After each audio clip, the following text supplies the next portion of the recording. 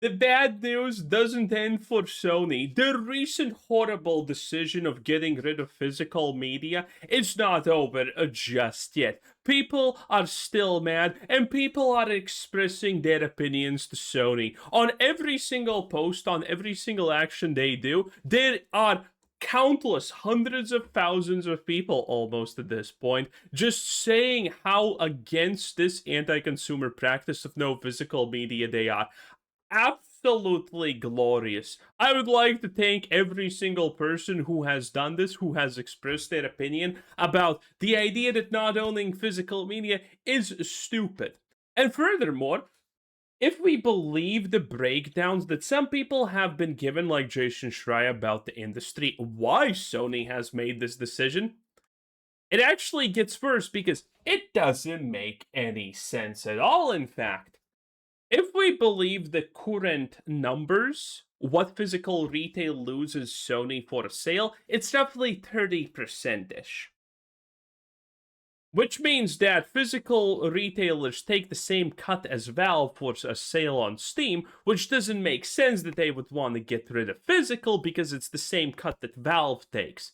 So that's nonsensical garbage, obviously. And people are even more mad about that. But here's the best part.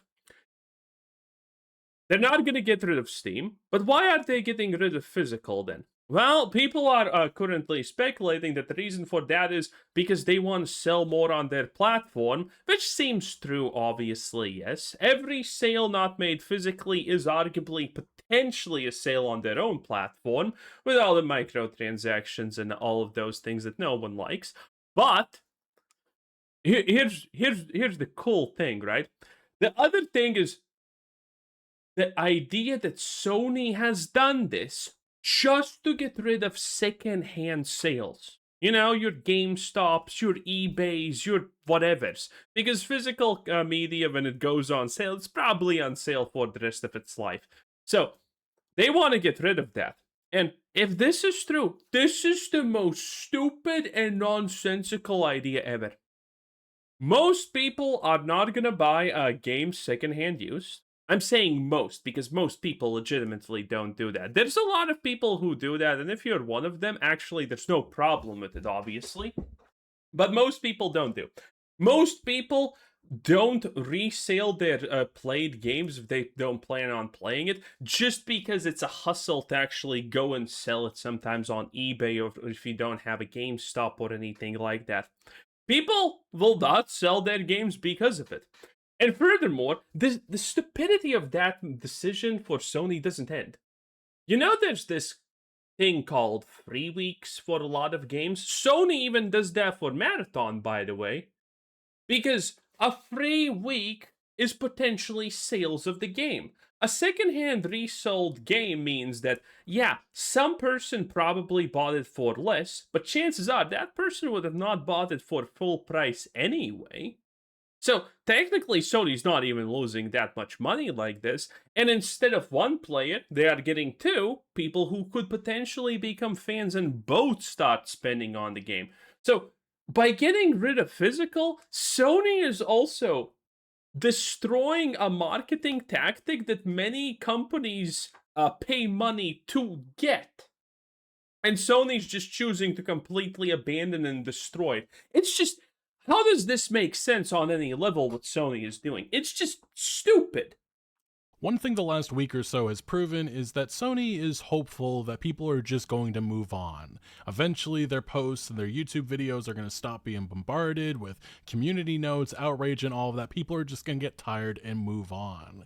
But right now, the outrage remains extremely loud on social media. Retail groups continue to call out Sony for their despicable decision, and even national news is starting to cover this. NBC News. For gamers, the fight to save the disc is about more than nostalgia.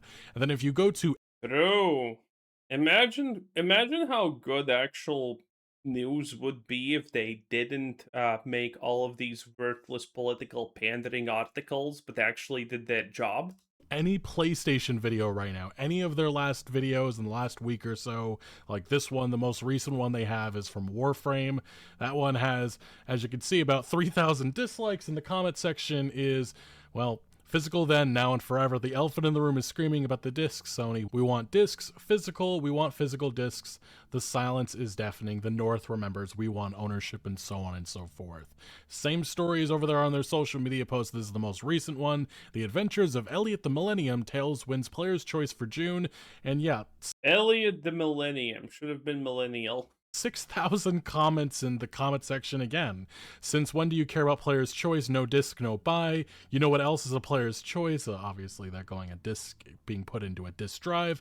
Give us physical disc games. We are many and we are united. Save physical games. You care about Player Choice, don't you mean Investor's Choice? And it goes on and on and on. The outrage remains strong and alive. And over on change.org, the viral petition, Don't Kill the Disc, Tell Sony to Keep Physical PlayStation Games, is nearing at 300. This petition is not going to accomplish anything. Even if this got like 10 million signatures, which is probably more than there are PS Plus accounts in the world, it would still not change anything. 100,000 signatures, probably going to be passing while I'm recording this video. Oh, but you canceling your PlayStation subscription now, that does change things. So yes, people remain pissed and people remain vocal about this movement. Although the analysts and those who study and talk about Sony are saying that Sony doesn't care. This is probably what they expected, and they aren't going to back down.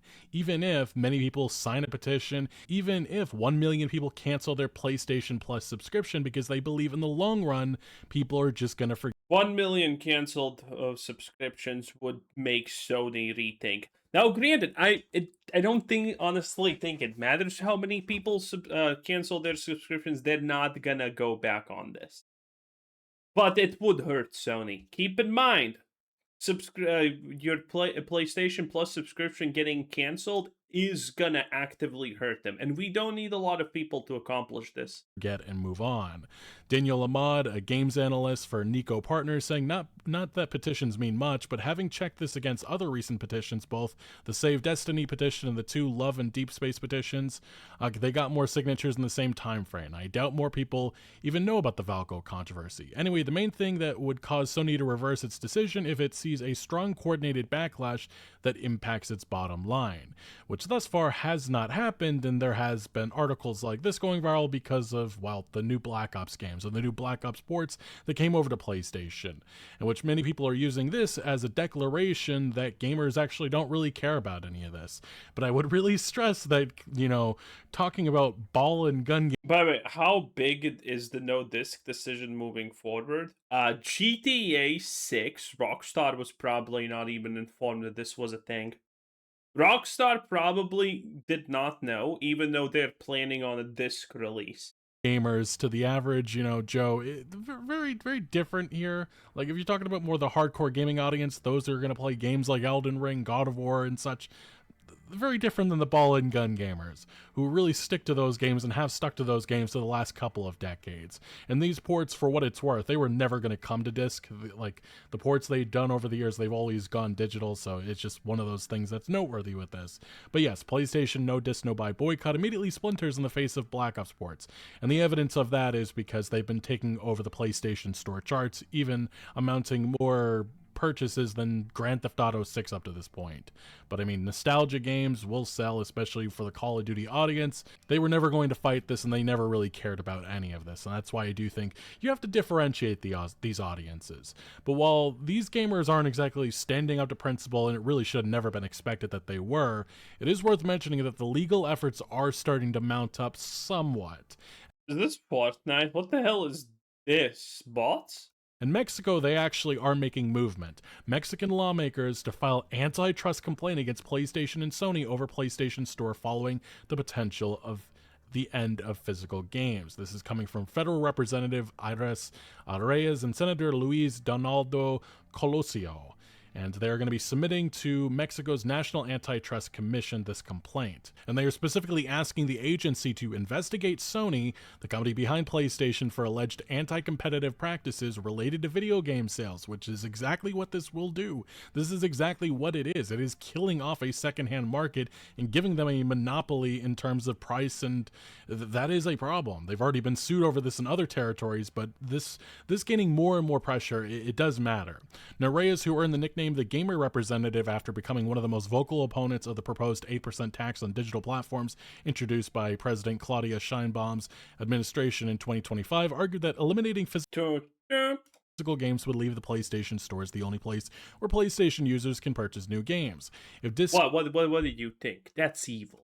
disappear, I do not support evil. anyone who owns a PlayStation will no longer be able to choose where to buy their games and will be forced to purchase them exclusively through Sony's store. We've already gone over this in a couple of videos now, but even right now, if you want to buy a game like The Last of Us 1 Remake, you can go on to Sony's store. It's going to cost you $60-70, but if you want a physical copy, you can go over to Amazon, their own physical store on Amazon, and they're selling it for half that price. Sony's trying Also notice that 1K buys in the last month. That's pretty good. and they're selling it for half that price. Sony's trying to eliminate that because they'll make much more money in the future, especially when that secondhand market is completely eliminated. And Senator Luis Donaldo Colosio further said retailers such as Liverpool, Sanborns, and Game Planet would no longer compete to sell new video games, and the secondhand and game trading markets, which are massive, would also disappear. The senator also expressed concerns about digital ownership. Consumers would stop truly owning their video games. With digital distribution, you're no longer buying a game in the traditional sense, you're purchasing a license, which A lot of people are also not too aware how actually big of a thing the fact that there is a secondary market is, because that does stifle Sony's ability to just sell everything for $150. And the less markets there are, the less there are problems for Sony to literally sell things for $100+ on a regular basis. means access to the content depends entirely on the conditions established by the company. And Sony's their digital rights and everything that they have set up is a total fucking disaster. That's one big thing that we're going to talk about later in this video, and it's starting to be brought up a little bit more. But Sony's digital, it is horrible. It is years behind, and now that being the only route moving forward, it is kind of concerning, especially with some of the things that have happened over the last couple of months. These lawmakers, Reyes further says, Sony would become both a referee and the player within its own ecosystem, and we know what can happen when a single company controls every part of the market, Reyes stated. Now, Colosio added that the transition to an all Yes. While other games and companies would be allowed to make things for the Sony ecosystem, if that's the only place where they can sell things that Sony can make it just unfair for them, then Sony can make it more advantageous for their own products. The amount of stuff this theoretically could affect is kind of massive. digital ecosystem also ignores infrastructure disparities Now, granted, also all of that would be illegal, but hey. Across the country, which is something that needs to be said worldwide, because just because in these more, let's just say, Western areas, we're all expected to have high quality internet and everything, that isn't the same standard worldwide.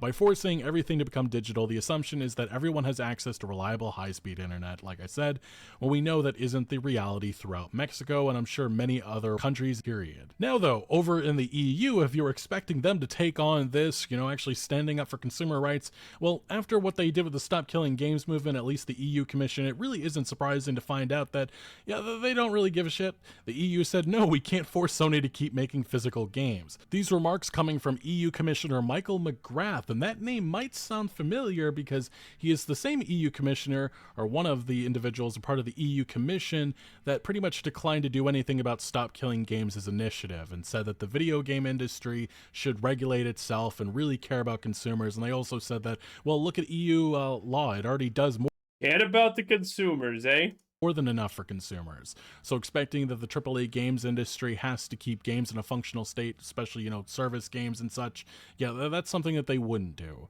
And there's nothing. Again, who's talking about which kind of word we're using for functional here? Thing to see here, because Michael McGrath and that EU Commission definitely didn't meet privately behind the scenes with Ubisoft's head. Oh wait, that's actually a claim that Stop Killing Games made. Apparently 6 hours behind the scenes. So lobbyism in this gaming industry, just one of those things that always needs to be discussed when it comes to any sort of legislation about consumer rights, because they have been fighting tooth and nail over the years to make sure that consumers get nowhere in this regard. So this brings us back to this article about this EU Commissioner Michael McGrath in this instance about physical games. He has stepped in to say that the bloc is powerless to intervene and force Sony to continue making discs.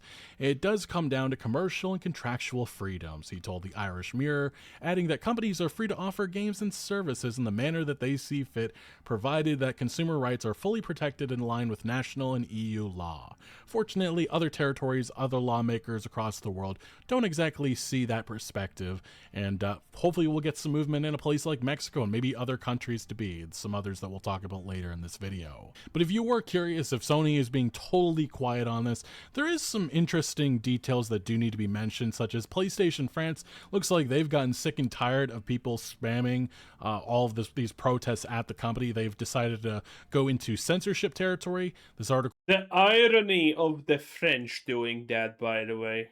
From Instant Gaming News pointing out that Sony is allegedly censoring Twitch users who discuss the disappearance of physical games. This from one user in a viral post who pointed out that they posted "no disc, no buy," signed the petition before being banned for 10 minutes. I'm sure. Yeah, and this is not gonna just end up with, adding more fuel to the fire. Because it will.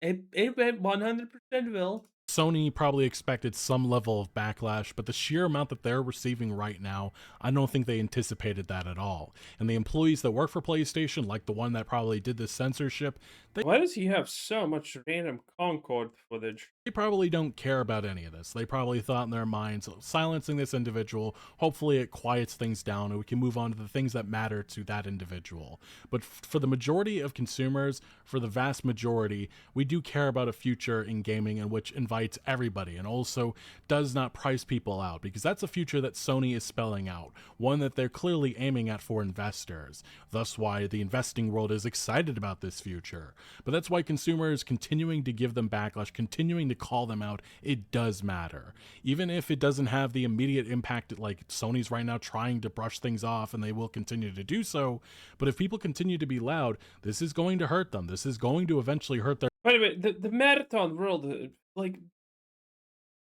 you're literally 3D printing stuff. You're not locked by the concept in Marathon that cylinders are harder to make than squares.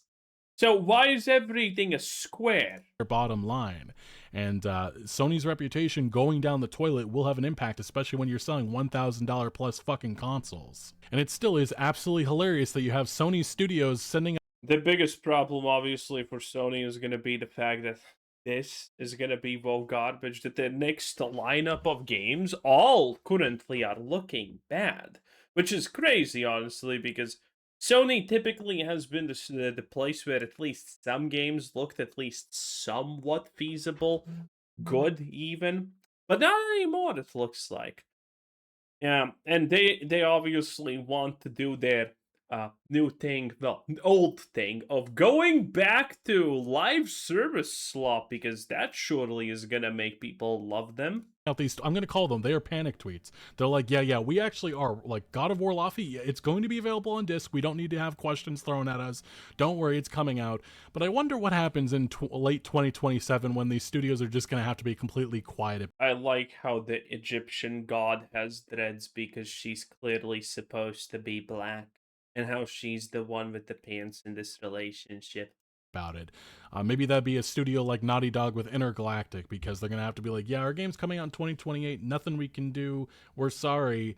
And they're going to deserve the backlash, the immediate outrage that's going to be thrown at them. And if they're upset about that, well, they can direct it at their parent company, which is making dumbass decisions, which is turning consumers. Naughty Dog's Intergalactic is gonna fail like there's no tomorrow. It doesn't need Sony's help Against them. Still though, in the investing analyst world, we continue to hear from individuals that keep on saying the same thing, and it is that the backlash... I honestly cannot wait for Intergalactic to hit, because that's probably gonna be the effective end of Naughty Dog. The Last of Us, people loved it, sold a lot. The Last of Us 2 was abhorrent garbage, and it sold something like 40-50% less or something like that, which is hugely abysmal. It is an extremely low rating. Still sold a lot, but they expected more. So now, after they have already destroyed their reputation with the Intergalactic, I mean, that's gonna probably be bad. It's still gonna sell probably like 4 or 5 million things week one, or month one, or whatever the situation turns out to be. But it's not gonna be as much as they expect. Naughty Dog, when was the last time they released something? Yeah, probably never, because they don't, and they're running out of money. Much does not matter, such as this one. They now wait for this storm to pass. PlayStation 5 owners are canceling PlayStation Plus subscriptions, but analysts say it won't make any difference. This is specifically coming from Dr. Serkan Toto, CEO of Japanese games industry consultancy firm Kantan Games, and he suggested that even if 500,000 people cancel their PlayStation Plus subscription in protest, it would be just a drop in the ocean for Sony, which is not going to change. Absolutely not. Their gaming division would suffer tremendously. 500,000, I granted, we need like 1 million or 2 million, but that's not honestly that hard to get.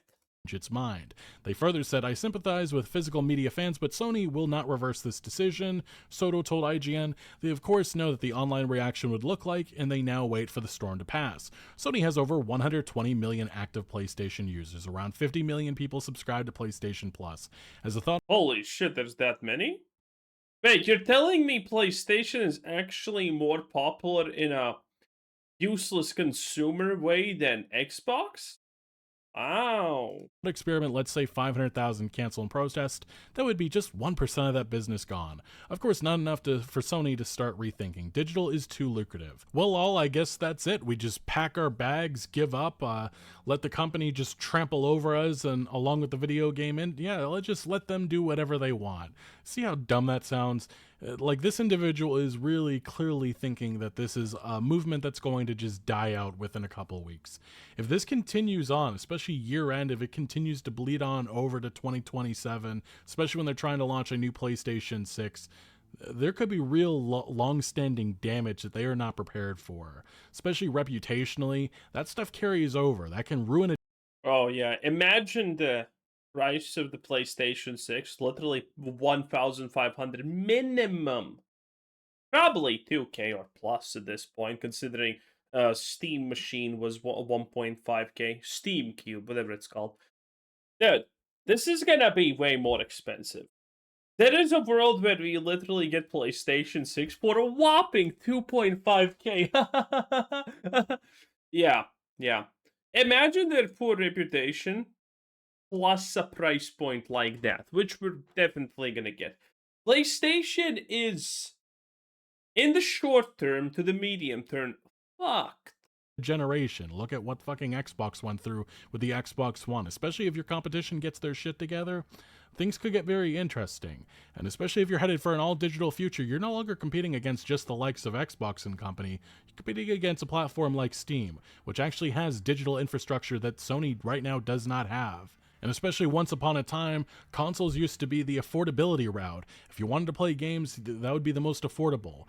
That's kind of going out the window, especially with the prices for hardware and everything. It's cheaper, honestly, just to get a PC, and there's more value with that than console these days, especially if the PlayStation 6, and it seems like by all indication it will be over $1,000. The game that Sony is playing right now, I feel like it's going to backfire on them. But former executive at Square Enix, Jacob Navak, saying the internet called for boycotts of Hogwarts Legacy, and it was the best-selling game of that year. Wow!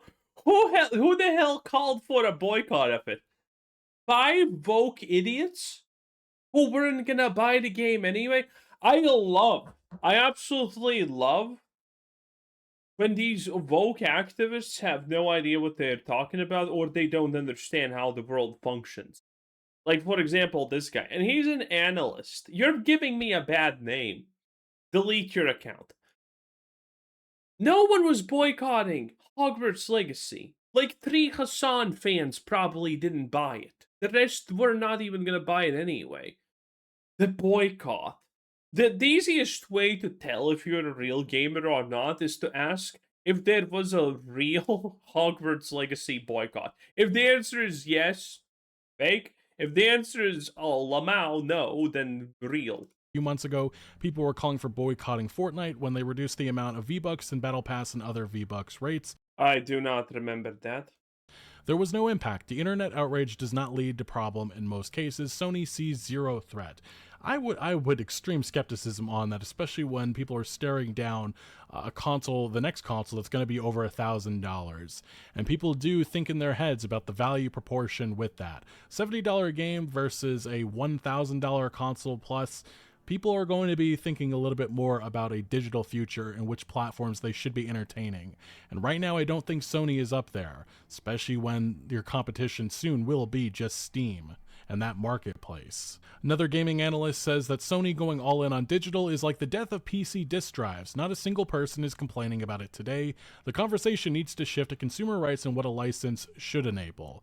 Partially, I understand that, but there's massive holes in this argument right now that isn't being discussed even with this consumer rights argument. But these remarks were made by Daniel Ahmad, a director of research and insights at Nico Partners. He says it's more like Apple removing the CD drive from its laptop starting in 2008. The first thing to note about Sony's decision is that it would inevitably happen at some point for consoles, if not PlayStation 6 and PS7. Full game digital sales in PlayStation have gone from less than 10% prior to the release of the PS4 to around 80% today. He furthermore added, there's the economic argument. When Sony sells a third-party game digitally... Oh, man. So we know that this 10% was a lie, by the way, confirmed by the leaks. There's the economic argument. When Sony sells a third-party game digitally, it's... And this is what I said at the start of the video. It's bullshit. $70 via PSN, it earns $21. When it sells a third-party game at retail, it earns around half of that amount, even if the player spends the same $70. The difference isn't as stark for third-party publishers, but they'd prefer to sell all games digitally if they could do the higher margins, which is obvious. We know that this is a money-driven decision. That's been obvious from the get-go. But he says the second reason is the reality of the market going to the launch of the PlayStation 6. Sony knows the PS6 is entering a market where consoles will cost over $1,000, and the average console player will think twice about upgrading on day one. Great, I think we both see that. Well, part of it is cutting costs. It's also a realization that consoles are no longer going to be $200 mass market devices, and they will need to focus on hardcore gamers who are willing to spend more than ever, which is hilarious because the concept of hardcore gamer but on a console instead of PC is kind of questionable. Sure, there are some, but most people who would identify themselves as hardcore gamers would be on PC most of the time. Everything Sony has done is really going away from that hardcore gaming audience, especially with their live service Pursuit, which is aimed at casual gamers. That's the only thing that you make sense with those moves. But yes, Sony knows a $1,000 console won't sell as much. It knows it might lose some disc-only customers, or even the broader audience that has spotty internet connections, which pretty much says that this is going to be a rich man's game moving forward, or are in developing markets where discs may work better. But to update Don Maddox, quote, Sony is saying we already have a device that can play discs, and it's called the PlayStation 5, which I definitely think is going to be a thing that is going to be felt next generation.